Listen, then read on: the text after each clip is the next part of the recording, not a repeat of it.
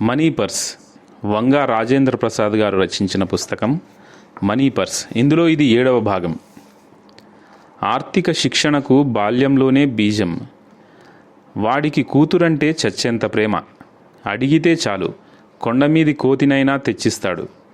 ఈ మాటలు మీరెప్పుడో ఒకప్పుడైనా వినే ఉంటారు. పిల్లలు ఏదడిగినా కొనిచ్చేయడమే ప్రేమ. పోనీ ఎన్నాళ్ళిలా కొనివ్వగలరు? వాళ్ళు పిల్లలుగా ఉన్నంతవరకే కదా. వాళ్ళు పెద్దవాళ్ళైన తర్వాత ఎవరు కొనిస్తారు? చేపల్ని ఇవ్వడం కాదు, చేపలు పట్టడం నేర్పించాలని సామెత. అడిగిందల్లా కొనివ్వడం కాకుండా డబ్బుని ఎలా జాగ్రత్తగా ఖర్చు చేయాలి, ఎలా పొదుపు చేయాలి, ఎలా సంపాదించాలన్న శిక్షణ ఇవ్వడము తల్లిదండ్రుల బాధ్యతే. మనోహర్కి 5 ఏళ్ల వయసులో డబ్బులు దాచుకోవడానికి మట్టితో చేసిన కిడ్డీ బ్యాంకు ఒకటి కొనిచ్చాడు వాళ్ళ నాన్న.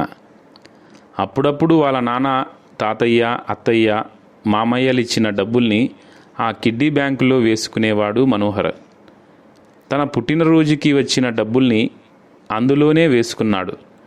డబ్బులు వేసుకోవడానికి ఓ రంధ్రం తప్ప తీసుకోవడానికి వీలు కాని ఆ మట్టి కిడ్డీ బ్యాంక్ని 2 ఏళ్ల తర్వాత పగలగొట్టి చూస్తే దాదాపు 2,000 రూపాయలున్నాయి. ఆ 2,000 రూపాయల్ని ఓ మంచి మ్యూచువల్ ఫండ్లో పెట్టుబడి పెట్టాడు వాళ్ళ నాన్న. 3 ఏళ్లలో ఆ డబ్బు 7,000 రూపాయలయ్యాయి. అన్న డబ్బులు పెరుగుతూ పోవడాన్ని చూసిన మనోహర్ తమ్ముడు శ్రీకర్ కూడా డబ్బులు దాచుకోవడం మొదలుపెట్టాడు. పెరుగుతున్న నా డబ్బు అనే ఫీలింగ్ పిల్లలకు ఎంతో ఆనందాన్ని ఇస్తుంది. పిల్లలు ఏది కావాలంటే అది తల్లిదండ్రులు కొనివ్వడం మొదలు పెడితే వాటి ఖరీదు, ఉపయోగం పట్టించుకోకుండా అది కావాలి, ఇది కావాలి, అమ్మా నాన్న కొనివ్వాలి అంతే అనే ధోరణితోనే ఉండేవారు. వాసు వాళ్ళ నాన్న ఇంటి ఖర్చులకి కొంత డబ్బును వాళ్ళమ్మ దగ్గర ఉంచి ఖర్చు చేయమని చెప్పేవారు.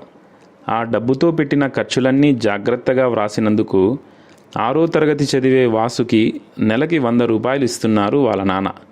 పిల్లలకి డబ్బు విలువ తెలియడం కోసం చేసిన ఏర్పాటిది.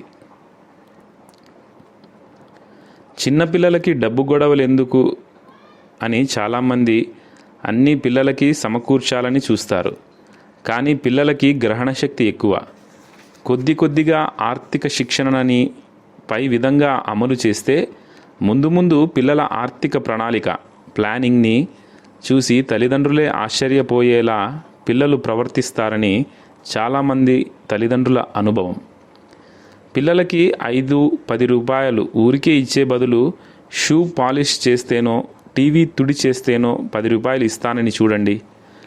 వాళ్ళ డబ్బులు వాళ్ళు సంపాదించుకున్న తృప్తి వాళ్ళకి చాలా రుచిగా ఉంటుంది. ఇది ఎప్పుడైనా 1-2 సార్లు వాడండి. తరచుగా వాడితే వాళ్ళు కమర్షియల్గా మారతారు. పిల్లల బర్త్డేకి మీరు బహుమతి ఇచ్చినట్లుగానే మీ భార్యాభర్తల పుట్టినరోజుకి మీ పిల్లలు చిన్న బహుమతి ఇచ్చేలా ప్రోత్సహించండి. బహుమతి అందుకున్న మీకంటే ఇచ్చినందుకు వాళ్ళు ఎక్కువ సంతోషపడతారు. మీ పిల్లలు మంచి ఫైనాన్షియల్ ఎక్స్పర్ట్లు కావడం మరింత సంతోషాన్ని ఇస్తుంది కదా. అందుకే చిన్న ఫైనాన్స్ ట్రైనింగ్లు ఏర్పాటు చేయండి. చిన్న అనవసర ఖర్చుల్ని పెట్టినా ఎక్కువ వారించకండి.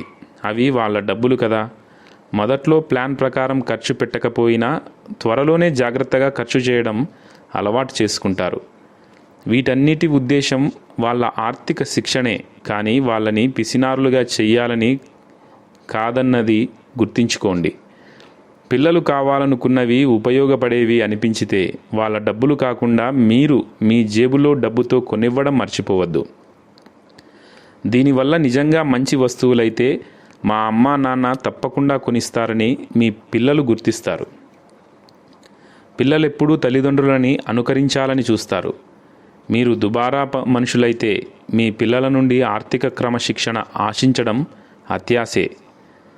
వాళ్ళ క్రమశిక్షణ కోసమైనా మీరు ఆర్థిక క్రమశిక్షణ పాటించాలి. దానిని వాళ్ళకి తెలియజేయాలి. మనీ పర్స్ పుస్తకంలో 7వ భాగం సమాప్తం. Thank you.